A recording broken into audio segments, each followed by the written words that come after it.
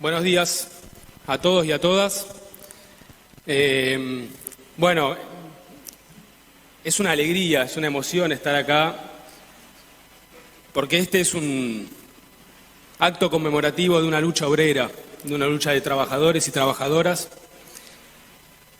que hace 100 años decidieron rebelarse contra un orden que consideraban completamente injusto, que consideraban despótico. Hay tantos ejemplos que uno podría dar, pero que creo que muy sintéticamente quedaron reflejados en los videos que vimos anteriormente. Quiero saludar a todos acá. Me hago cargo un poco de los saludos que hicieron previamente Luciano Roque de parte del encuentro de compañeras y compañeros de acá del norte santafesino, que han hecho un esfuerzo enorme por llegar acá. Y no solo por llegar acá, sino cómo llegamos. Porque conmemorar el centenario no lo queríamos hacer entre entendidos, entre las personas que conocíamos un poco la historia de la forestal o la de la revuelta o la de la masacre. Queríamos hacerlo de cara a la sociedad, ¿sí? Queríamos contarle a la sociedad, que el senador acá pueda contar que le acercaron un documento, un escrito, y se enteraba de los 500 muertos. No es solo que el senador se enteraba, muchísima gente se enteró. Entre ellos, los nietos y nietas de Teófilo Lafuente. Rubén Lafuente se comunicó con nosotros hace 2 años, es correntino, electricista como su abuelo, y me dijo que había visto el documental en Canal Encuentro, que habían pasado sobre la revuelta y la masacre. Interesante, no solo porque él me contaba que quería conocer sobre su abuelo una historia que no conocía, sino porque me había contado que su abuelo había sobrevivido a la masacre, cosa que nosotros hasta el momento no sabíamos. Vivió hasta los 60 años, terminó siendo su vida un jornalero, o sea, de un luchador que era, de un dirigente sindical terminó su vida siendo un jornalero y después de lo que había sufrido. Acá están presentes 2 de los nietos, Marcelo y Micaela, están por allí, ¿no? Si pueden levantar la mano, creo que pueden estar por ahí. Por ahí la cámara no los va a enfocar, pero nosotros los vemos. Rubén Lafuente, Graciela Lafuente, Inés Lafuente son otros nietos que después vamos a ver unos videos que nos mostraron. Estaban muy emocionados. Que Rubén no conociera la historia de su abuelo no era un problema individual, no era un problema familiar, ¿sí? Era un problema social. La sociedad se había encargado de que esa historia, ¿sí?, haya quedado oculta. Y en buena medida eso, porque este encuentro, y acá saludo a todos los compañeros y compañeras que están allá al fondo y están por acá distribuidos, que han laburado muchísimo, sobre todo el último mes, que cuando nos empezábamos un poco a desbordar y logramos que esto saliera con el mensaje que queríamos que saliera. Los compañeros y compañeras acá del encuentro nos preguntábamos, hicieron un laburo de investigación muy grande, hace años que vienen haciendo un laburo de investigación muy grande. Lo que decía Roque acá, hay grupos que vienen laburando la memoria, la historia hace muchísimo tiempo. Pero hay muchísimo más por hacer. Casi no conocemos la historia de la forestal, casi no conocemos la historia de los pueblos forestales. De hecho, pocos conocerán que después de la masacre, el sindicato fue aniquilado completamente. Incendiaron las casas obreras, incendiaron los periódicos, masacraron a esos trabajadores y trabajadoras. Las denuncias están en la legislatura de la provincia de Santa Fe para el que las quiera ver y en otras producciones. Pero a lo que iba es que no conocemos tampoco que de repente en 1936 hubo una refundación sindical, 15 años después de esa experiencia sindical.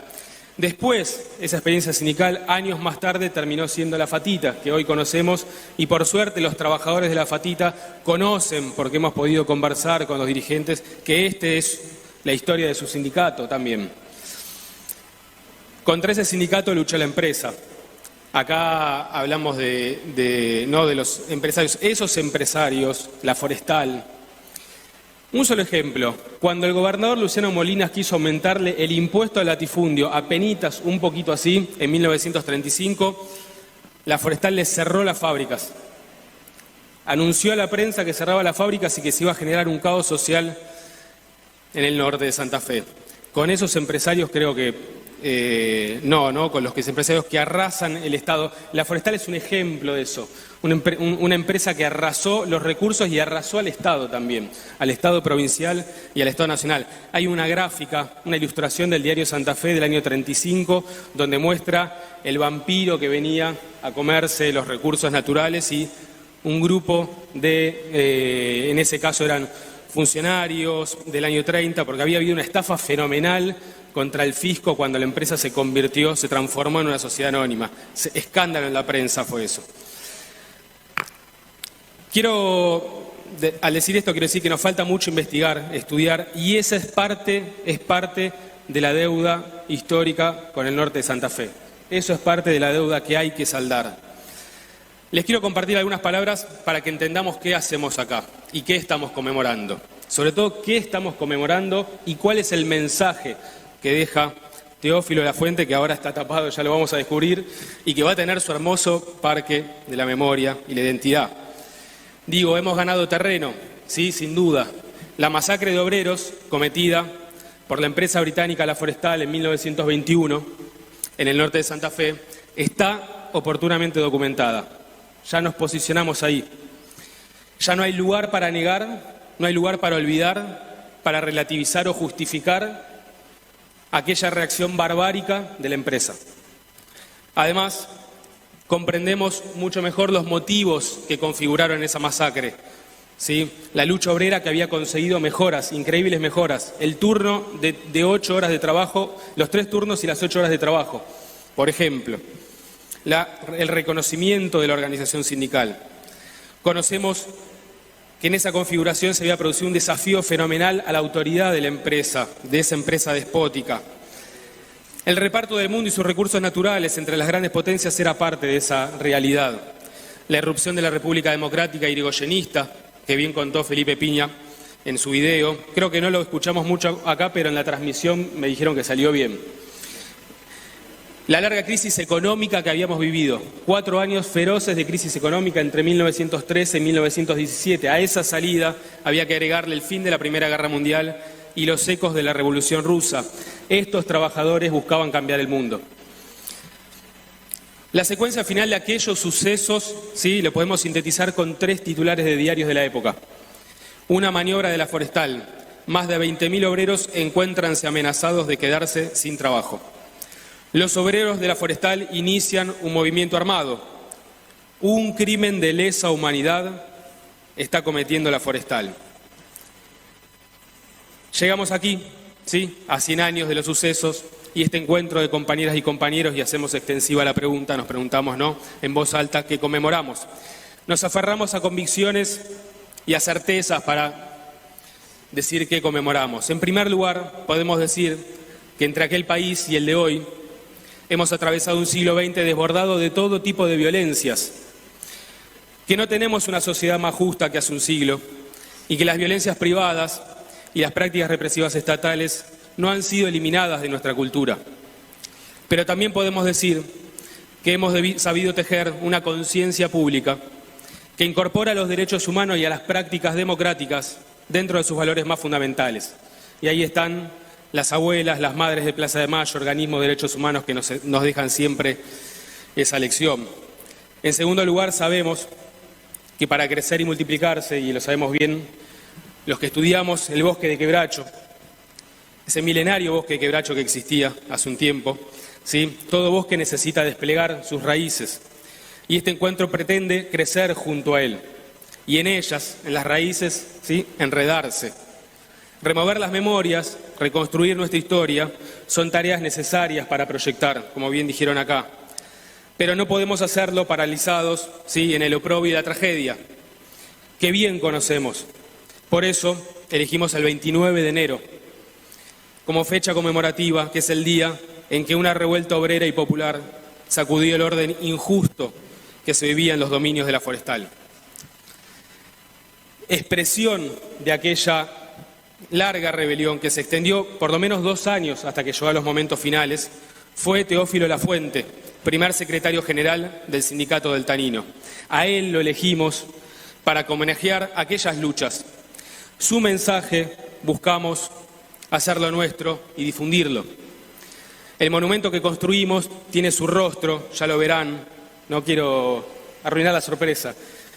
Una mujer que sostiene la lucha, una calandria que llevó al hachero hacia la libertad y un manifiesto, que lo van a ver ahí abajo, que le habla al mundo, en pasado, en presente y en futuro. Teófilo fue un trabajador y además de ser un trabajador fue un luchador. Expresaba la alegría de la rebelión y la dignidad de los que pocos tienen, pero que reparten.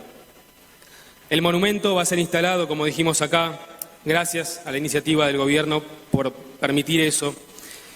Va a ser instalado acá y de Esperanza, ¿sí?, del empresario, que abre ese predio enorme, esa vieja fábrica de tanino, que será convertida en Parque de la Memoria y la Identidad de los Pueblos Forestales.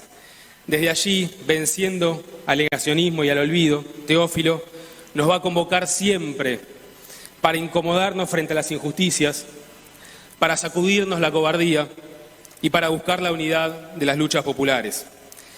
Nosotros le agradecemos muchísimo a todos los trabajadores y organizaciones sindicales que recuperan y que creen que esta es parte de su historia, que nos han mandado los saludos, adhesiones, que están presentes acá, trabajadores de Vicentina, Algodonera, Avellaneda, los trabajadores de Las Toscas, las madereras, los aceiteros, ladrilleros, municipales, pescadores, los trabajadores del ingenio del azúcar, del ingenio de Ledesma, que van a estar presentes, nos van a acompañar también, los trabajadores de la economía popular, los docentes, los tanineros, que esta es su historia. A todos ellos, sí, Teófilo, que está acá, va a estar acá ya siempre, partisano de la memoria, ¿sí?, se transforma en quebracho para recordarnos sin descanso que para construir un mundo sustentable, más justo, más democrático, más inclusivo y más diverso, ¿sí?, tenemos derecho a desobedecer. Bueno, muchas gracias a todos y a todas.